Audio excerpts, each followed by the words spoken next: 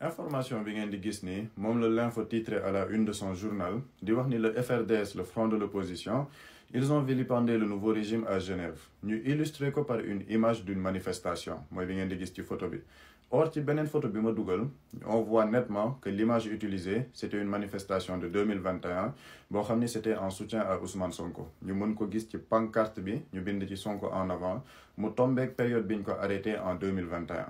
Donc ñu gis ni journal bi dañoo utiliser image boobu flouter la pancarte pour que nit ñi bañ a xam ni c'était une image de 2021. Donc on assiste à un cas typique de désinformation boo xam ne malheureusement une bonne partie de la presse ci la ñu nekk depuis plus d'1 an te ñu yàgg ko wax ci suñuy vidéo parce que gis nañ encore tey la une de la tribune bi nga xamante ni dafa ne pendant que la République joue à Dakar Arena le peuple meurt à Vélingara, ce qui est une publication mensongère parce que tey le premier ministre ba muy dem Dakar Arena ba muy def sa communication dafa ne ñoom ci yoon bi la ñu yëg li nga xamante ne xew na fa mu présenter ses condoléances ba pare le ministre de l'éducation def un déplacement foofu. Donc on assiste à une presse majoritairement boo xamante ni dañoo am une attitude irresponsable qui est dans une cabale politico-médiatique pour faire face à ce nouveau régime. Parce que ci lañ leen di ràññee mooy la diffusion de fausses nouvelles, de la désinformation boo xamante ni c'est fait sciemment pour entretenir une cabale politique. te loolu ñun liñ ciy gis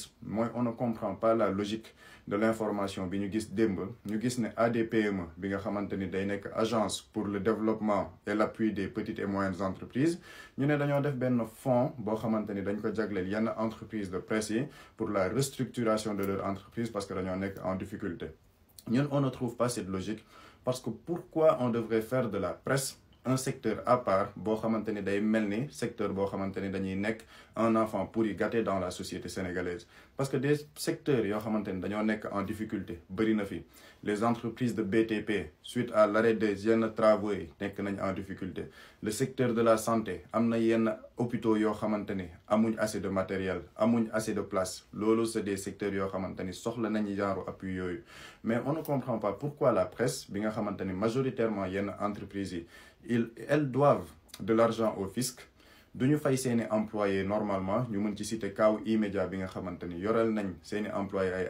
arriérés de salaire yoo xamante ni ëpp na ay mois fayuñ leen mais en retour ñu mën a bénéficier d'un appui pour la restructuration de leur entreprise. Ñun dañoo jàpp ni ce n'est pas cohérent par rapport à la ligne gouvernementale et dafa nekk loo xamante ni on ne doit pas faire de la presse un sanctuaire inattaquable parce qu'on ne peut pas avoir une bonne partie de la presse qui est dans la diffusion de fausses nouvelles di def lu leen neex ci dëkk bi duñu wax loo xamante ni c'est une information vérifiée et après ñu mën a entretenir benn genre gentleman agreement boo xam ni day mel ni dañ leen di jàppale ci li nga xamante ni ñu ngi nekk di ko def. Donc ñun analyse bu ndaw boobu lañ ci doon def di wax ni encore une fois on assiste toujours à cette désinformation et à la publication de fausses nouvelles de certains journaux mais malheureusement on ne voit pas une riposte à la hauteur te loolu day indi benn jeexital boo xamante ni presse bi day jàppee boppam un quatrième pouvoir qui peut mettre la pression à ce nouveau régime te ñun ñu jàpp ni loolu il faut des mesures idoines yoo xamante ni publication de fausses nouvelles yi nga xamante ni presse bi dañ koy def bu ci jaree ñu topp leen ci